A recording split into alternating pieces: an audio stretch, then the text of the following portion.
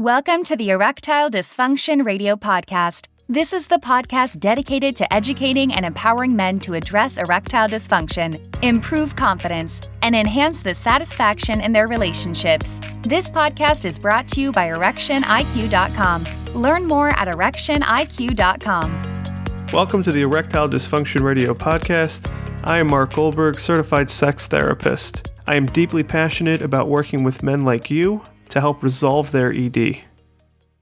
And we're back on the ED Radio Podcast. I am the producer here, and my name is Casey, and I will be joining Mark for today's episode. So let's jump into it. The title of today's podcast is It's Okay to Like What You Like, How Repression Impacts Erections. First of all, I just want to know, what is repression? How do you define it?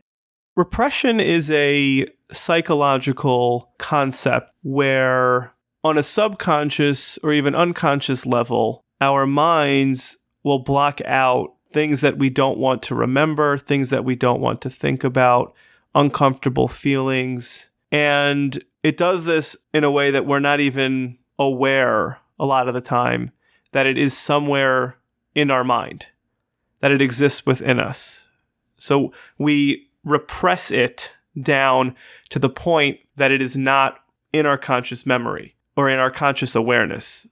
The other part of repression is that this is a automated process within us. In other words, this is not, people should not think of this that you're actively trying to stuff something away. That's not repression. Repression is an automated process happening at the subconscious level where it feels as if the thoughts don't even come up. And if they do at times, it's fleeting. That's not me. That's not part of me. And then it gets repackaged and put away somewhere. What impact does repression have on people outside of sexual health?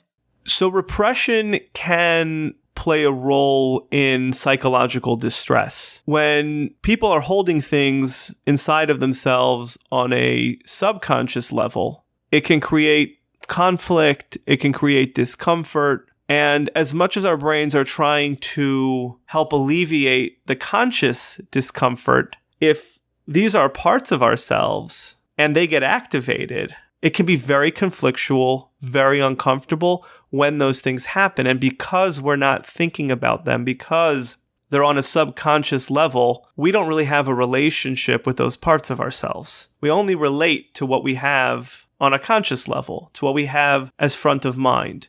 A way to think about this is we all carry a self-identity. We have a way that we think about ourselves and parts that we don't really consider part of us. If they are, however, repressed parts of ourselves, when they do emerge, when something external to us may get those parts activated, we don't really know what to do with them. We don't know how to relate to them. And that can create a tremendous amount of internal conflict, internal distress, anxiety, depression, as well as have a multitude of impacts on our relationships. What are some of the reasons why a man may engage in sexual repression? So the most clear reason from my perspective is conformity and social acceptance. When a person wants something, when they like something, when they're into something, that doesn't really relate to how they define themselves. It's very uncomfortable. And our brains work really hard to get that out, to get that away from us, because that's not how we identify. That's not part of our identities.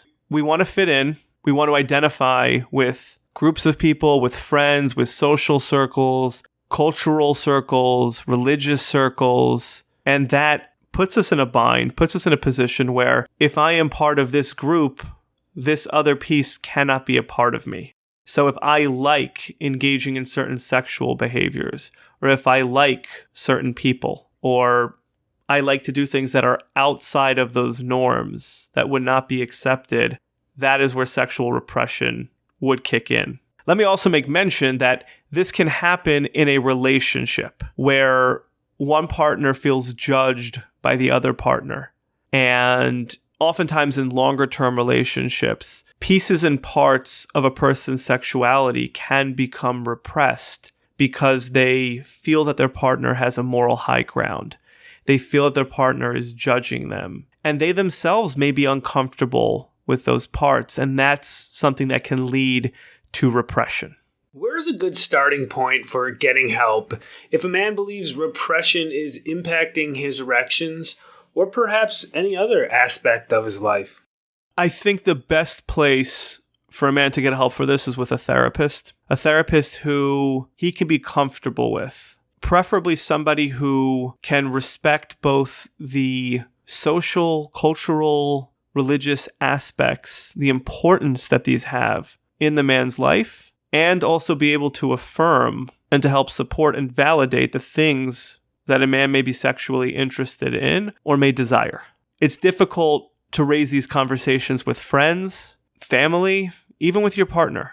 It can be really, really difficult. And it can be a process to identify what's being repressed, but beyond that, to really establish a healthy relationship with those parts of yourself.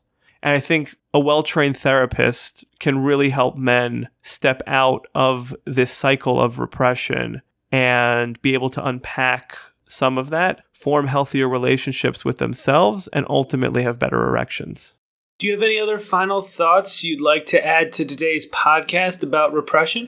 So I just want to go back to the title and emphasize that it's okay to like what you like. It may not have a particular expression or manifestation in your particular life circumstances. It may be something that you choose to not engage in, but you've got to be okay that you're human. Everybody's human. Most people like something. Most people have interests that they'd be uncomfortable sharing in a public setting. It seems like most people are comfortable to say they like sex, but any of the details beyond that are difficult to share. Men need to feel like it is okay to be human. Thanks for listening to the Erectile Dysfunction Radio Podcast. For more information on today's topic and understanding how the mind impacts erectile dysfunction, please visit erectioniq.com. That's erectioniq.com.